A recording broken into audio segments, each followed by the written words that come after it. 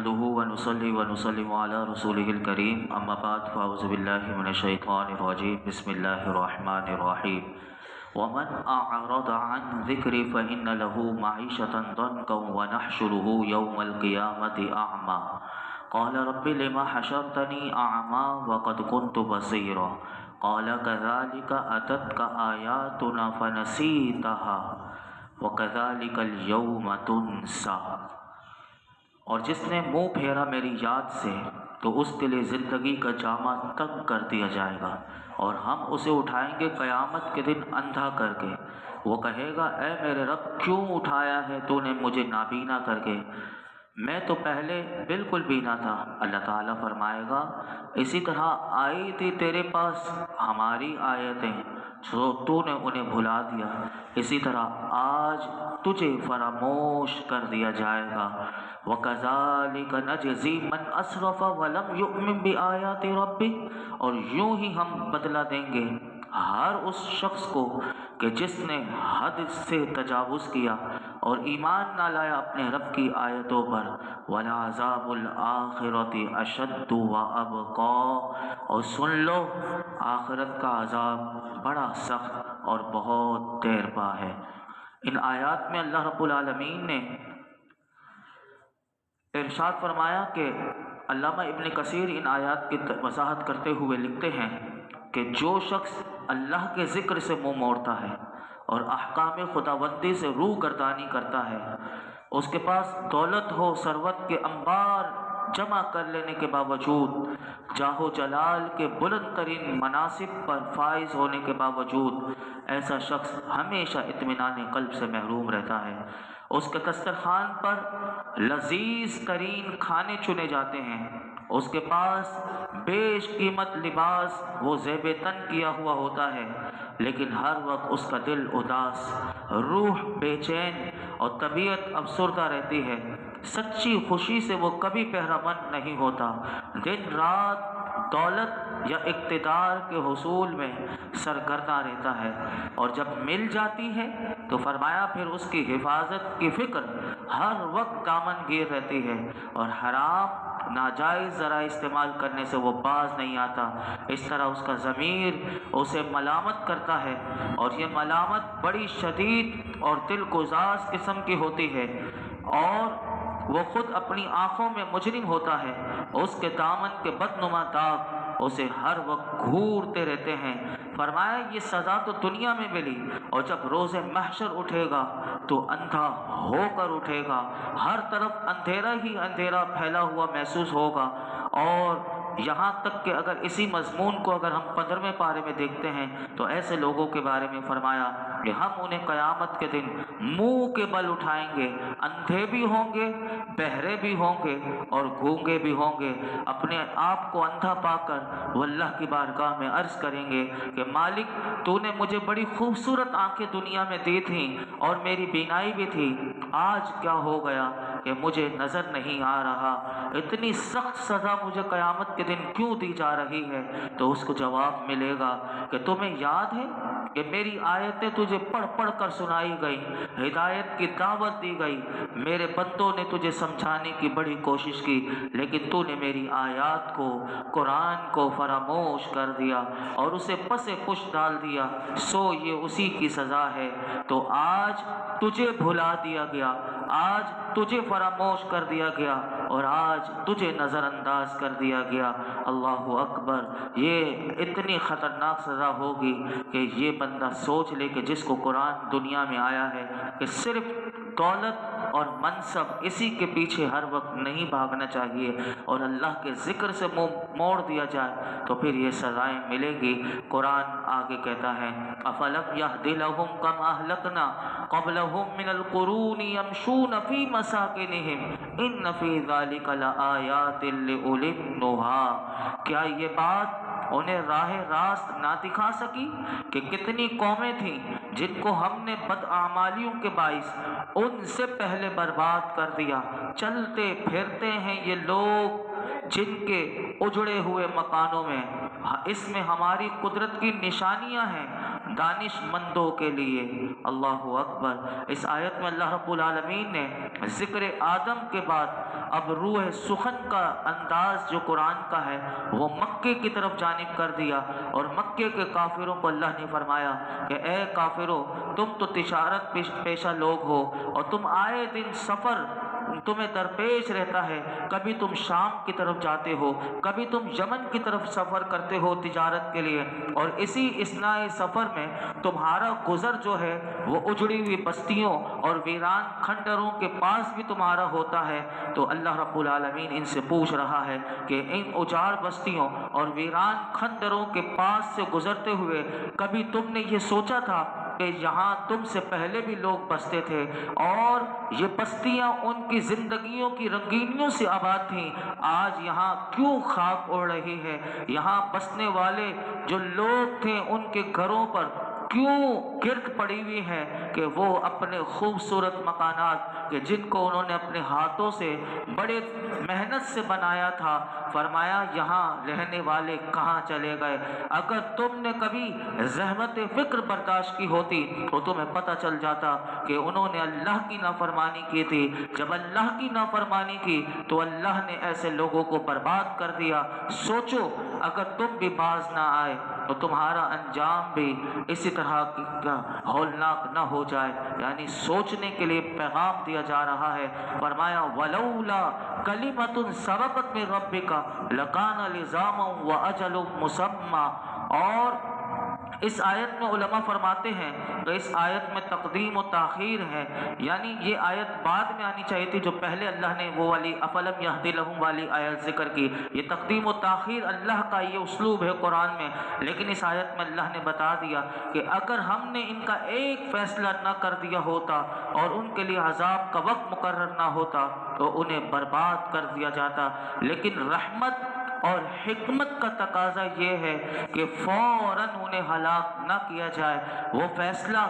کلمہ کیا تھا؟ تو اس کے متعلق علامہ پانی پتی ثناء اللہ رحمۃ اللہ علیہ بڑی خوبصورت بات لکھتے ہیں کہ فرماتے ہیں چونکہ اس امت میں اللہ رب العالمین نے اپنے محبوب کو رحمت للعالمین بنا کر بھیجا تھا، اس لیے یہ مناسب نہیں ہوا کہ کافروں کو تہس نہس کر دیا جائے۔ جیسے اگر آپ پچھلی قوموں کو دیکھیں تو سارے کافروں کو ختم ایک یکدم کر دیا جاتا تھا، لیکن آپ دیکھیں کہ جب سے میرے آقا کی امت آئی اور حضور کی آمد ہو گئی تو اب قیامت تک سارے کافروں کو مہلت ملی ہے اللہ کی طرف سے، یعنی سارے کافروں کو ایک ساتھ یعنی ایک ہی عذاب میں ان کو تہس نہس نہیں کیا جائے گا۔ یہ سب اللہ رب العالمین کا کرم ہے اپنے محبوب کی وجہ سے، یہ اس امت کے کافروں پر بھی، اور یہ ان کو یہ بات بتائی گئی کہ اگر ان کے انجام کے متعلق آپ کے رب کا فیصلہ پہلے نہ ہو چکا ہوتا تو ان کے لیے ایک وقت مقرر نہ کر دیا گیا ہوتا تو ابھی ان پر عذاب نازل ہو جاتا۔ لیکن پھر آگے اللہ رب العالمین ان کافروں کے بارے میں اپنے محبوب کو کیا فرماتا ہے؟ فرمایا فاصبر علی ما یقولون وسبح بحمد ربک قبل طلوع الشمس وقبل غروبها ومن آناء اللیل فسبح واطراف النہار لعلک ترضی۔ پس اے محبوب آپ صبر فرمائیے ان کی دل دکھانے والی باتوں پر اور پاکی کی بیان کیجئے اپنے رب کی حمد کے ساتھ سورج کے طلوع ہونے سے پہلے اور اس کے غروب ہونے سے پہلے، اور رات کے لمحوں میں اس کی پاکی بیان کرو اور دن کے اطراف میں بھی، تاکہ آپ خوش رہیں۔ اللہ اکبر۔ کافروں کی دل آزاریوں، حضور پر بہتان ترازیوں اور بدخوئیوں پر اللہ رب العالمین نے اپنے محبوب کو فرمایا محبوب آپ ان کی باتوں پر صبر کیجئے اور آپ ہمہ وقت اللہ کی حمد و تسبیح میں مشغول رہیے، ہم آپ کو خوش و خرم کر دیں گے۔ اسلام کو وہ عروج حاصل ہوگا کہ آپ کا دل باغ باغ ہو جائے گا۔ یہ بدکے ہوئے جانوروں کی طرح دور بھاگنے والے آپ سے آپ کی روشن کی ہوئی شمع ہدایت پر انہی لوگوں میں سے میں چن چن کر ایسے نکالوں گا۔ فرمایا کہ وہ آپ پر نثار ہونے لگیں گے اور ان کی ساری خوشیاں اور ان کی آرزویں اس بات میں سمٹ کر رہ جائیں گی کہ آپ کا ایک اشارہ ابرو آپ ان کو مل جائے تو وہ آپ پر اپنی جان دے دیں اور آپ کے قدموں پر اپنے سر کو قربان کر دیں۔ اللہ اکبر۔ پھر زمانے نے دیکھا تھا کہ صحابہ کرام رضوان اللہ تعالی علیہم اجمعین کس طرح اپنی جانوں کو اپنی ہتھیلیوں پر رہ کر وہ لے کر میرے آقا کی بارگاہ میں کس طرح ہمہ وقت کہ کب یہ جان اور یہ سر حضور کے قدموں پر قربان ہو جائے، جیسے اللہ نے فرمایا تھا لعلک ترضی کہ محبوب ہم آپ کو راضی کر دیں گے۔ تو یہ یہاں پر دیکھیے کہ اللہ رب العالمین کو اپنے محبوب سے کتنا پیار ہے، یعنی اس میں کتنی وہ پیار والی جھلک نظر آ رہی ہے۔ علامہ ساوی رحمۃ اللہ علیہ کو اگر ہم دیکھیں تو وہ اپنی کتاب تفسیر ساوی جو ان کی بڑی مشہور کتاب ہے اس میں آپ فرماتے ہیں اے بندے اس لطف و کرم والے خطاب کو تو دیکھ، کیونکہ جس سے معلوم ہوتا ہے کہ رسول اللہ صلی اللہ علیہ وسلم اللہ کے حبیب بھی ہیں اور ساری مخلوق سے افضل ہیں، کیونکہ اللہ نے حضور سے یوں نہیں ارشاد فرمایا تاکہ میں آپ سے راضی ہو جاؤں۔ یعنی قرآن کا دیکھیے علماء تفسیر کس گہرائی میں جاتے ہیں، فرماتے ہیں کہ آیت میں بندہ غور کرے تو وہ دیکھے کہ اللہ نے اپنے حبیب سے یہ نہیں فرمایا کہ آپ صبح و شام اس کی پاکی بیان کیجئے تاکہ میں آپ سے راضی ہو جاؤں، یوں ہی اسی طرح اللہ نے یہ بھی کلام نہیں فرمایا کہ جیسے یوں نہیں فرمایا تاکہ آپ کو میری رضا حاصل ہو جائے، بلکہ یہاں یوں ارشاد فرمایا لعلک ترضی اے حبیب تاکہ آپ راضی ہو جائیں۔ اور یہاں سے پتہ چلتا ہے کہ اللہ رب العالمین کو اپنے محبوب سے کتنا پیار ہے، اور اسی طرح اب حضور راضی ہو جائیں یہ اللہ رب العالمین اپنے محبوب کی چاہت کا اتنا خیال رکھتا ہے، تو نبی پاک صلی اللہ علیہ وسلم کو کیا پیار ہے۔ اب ہم حضور کی آنکھوں کو ٹھنڈک کیسے پہنچا سکتے ہیں؟ تو یہاں پر علماء نے ایک اور بات بھی لکھی کہ نبی اکرم صلی اللہ علیہ وسلم کا یہ فرمان بھی ہمیں ملحوظ رکھنا چاہیے کہ حضور فرماتے ہیں میری آنکھوں کی ٹھنڈک نماز میں رکھی گئی، اور حضرت عائشہ صدیقہ رضی اللہ تعالیٰ عنہ کا یہ قول بھی پیش نظر رہے کہ جس میں آپ اپنے پیارے محبوب سے عرض کرتے ہیں کہ یا رسول اللہ میں حضور کے رب کو دیکھتی ہوں، یعنی حضور کی ازواج کا انداز بھی دیکھیے کہ کیا پیارے الفاظ سے میرے آقا کی بارگاہ میں ہماری ماں ام المؤمنین سیدہ عائشہ صدیقہ طیبہ طاہرہ رضی اللہ تعالیٰ فرماتی ہیں کہ میں حضور کے رب کو دیکھتی ہوں کہ وہ حضور کی خواہش میں جلدی فرماتا ہے، تو پس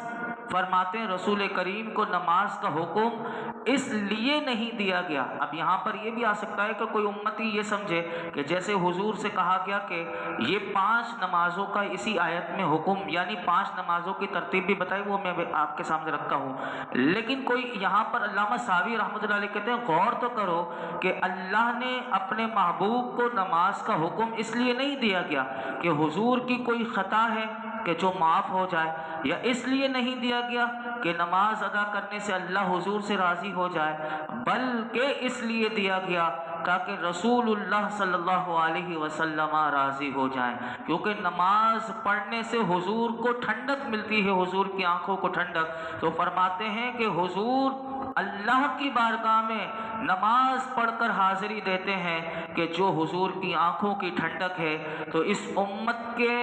عارف کامل اولیاء جو ہیں ان کو بھی اس مقام سے کچھ حصہ ملتا ہے کہ جو نماز کی اہمیت کو سمجھتے ہیں۔ یعنی کتنی پیاری بات آپ نے کتنی گہرائی میں جا کر سمجھا دی کہ یہاں سے پتہ چلتا ہے اب ان لوگوں کے لیے کتنا بڑا پیغام ہے کہ جو نماز نہیں پڑھتے، یعنی نماز کتنی اہم ہے کہ یہاں پر اللہ رب العالمین نے اپنے محبوب سے کہتے ہوئے اور یہاں پر ہم سب کے لیے بھی پیغام دیا کہ ہمیں نمازوں کی پابندی کرنی چاہیے۔ آگے ارشاد فرمایا وَلَا تَمُدَّنَّ عَيْنَيْكَ إِلَىٰ مَا مَتَّعْنَا بِهِ أَزْوَاجًا مِّنْهُمْ زَهْرَةَ الْحَيَاةِ الدُّنْيَا لِنَفْتِنَهُمْ فِيهِ وَرِزْقُ رَبِّكَ خَيْرٌ وَأَبْقَىٰ، اور آپ مشتاق نگاہوں سے نہ دیکھیے ان چیزوں کی طرف جن سے ہم نے لطف اندوز کیا ہے کافروں کے چند گروہوں کو، یہ محض زیب و زینت ہے دنیاوی زندگی کی، اور انہیں اس لیے دی ہیں تاکہ ہم آزمائیں انہیں ان سے، اور آپ کے رب کی عطا بہتر اور ہمیشہ رہنے والی ہے۔ اللہ اکبر۔ اس آیت میں بھی اگر غور کریں تو داعی حق کے لیے یہ چیز بھی کبھی بڑی تشویش کا باعث ہوتی ہے کہ جو لوگ حق قبول نہیں کرتے اور فسق و فجور میں لگے رہتے ہیں اور انہیں نصیحت کی جائے تو وہ الٹا نصیحت کرنے والوں کی پگڑی اچھالنا شروع کر دیتے ہیں اور ان کی توہین پر اپنی بغلیں بجاتے ہوئے نظر آتے ہیں۔ اور پھر بھی ایسے لوگ جو حق پر ہیں اور حق پر ہونے کے بعد وہ جب ایسے لوگوں کو دیکھتے ہیں کہ جن کے پاس جو اللہ کے سب سے بڑے نافرمان ہیں، لیکن وہ یہ دیکھتے ہیں کہ ان کی دولت اور ان کی ثروت میں اضافہ ہو رہا ہے اور ان کی ہیبت اور ان کا رعب کا دبدبا پھیلتا چلا جا رہا ہے، اور وہ انکار حق کے باوجود بھی دندناتے پھرتے ہیں، اللہ کا ان کے اوپر کوئی عذاب نہیں آ رہا، تو کمزور انسان یہ سوچنے لگتا ہے کہ اگر یہ گمراہ ہوتے تو قدرت ان سے تغافل اتنا کیوں برت رہی ہے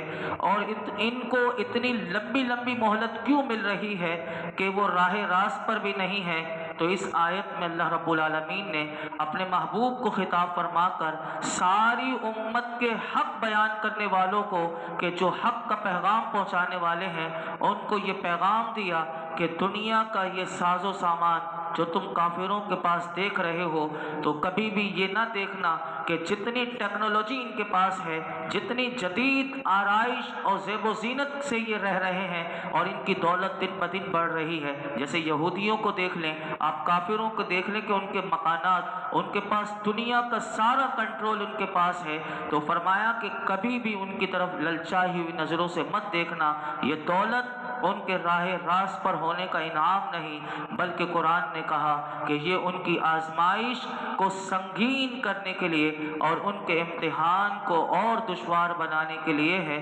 یہاں پر ایک اور بات بھی علماء نے لکھی کہ یہ لکھی کہ دنیا فانی کے ساز و سامان کی طرف آنکھ اٹھا کر حضور دیکھے ہی کیوں،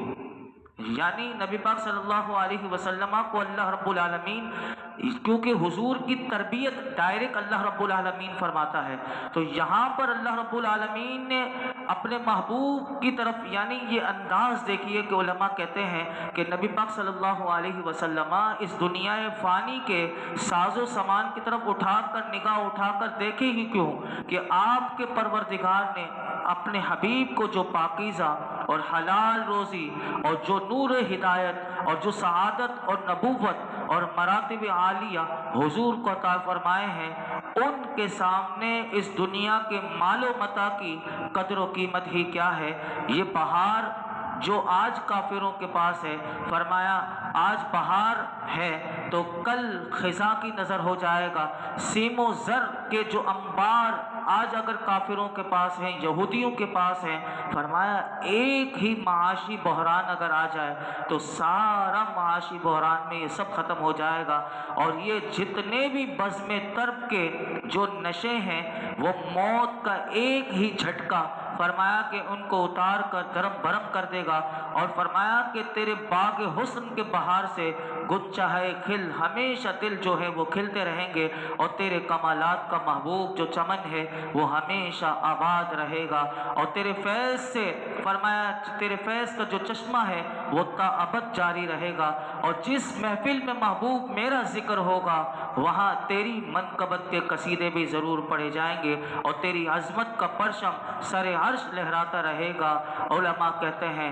کہ یہ جو اللہ نے کہا نا کہ وَرِزْقُ رَبِّكَ خَيْرٌ وَأَبْقَى، اس میں بندہ غور کرتا چلا جائے تو اس میں اس کو اور نقطے ملتے چلے جائیں گے۔ اس کا ترجمہ یہ ہے کہ آپ کے رب کی عطا بہتر اور ہمیشہ رہنے والی ہے، تو یعنی اس میں اگر ہم غور کریں تو اللہ رب العالمین اپنے محبوب سے کتنا پیار کرتا ہوا یہ ساری باتیں عطا کر رہا ہے۔ اور آج دیکھ لیجئے کہ میرے آقا علیہ الصلوۃ والسلام الکلام کا ذکر، جہاں اللہ کا ذکر ہوتا ہے وہاں حضور کا ذکر ہے۔ اللہ رب العالمین یہ ذکر ہمیشہ ہمیں بھی کرتے رہنے کی مرتے دم تک توفیق عطا فرمائے اور قرآن حکیم کے ساتھ وابستہ رہنے کی توفیق عطا فرمائے۔ الحمدللہ رب العالمین والصلاة والسلام على سید الانبیاء والمرسلین وعلى آلہ واصحابہ اجمعین۔ ربنا آتنا فی الدنیا حسنۃ وفی الآخرۃ حسنۃ وقنا عذاب النار۔ یا رب العالمین ہم سب کی حاضری کو قبول مقبول فرما، درس قرآن دینا سننا سنانا اپنی بارگاہ میں قبول فرما، اس میں کوئی غلطی کوتاہی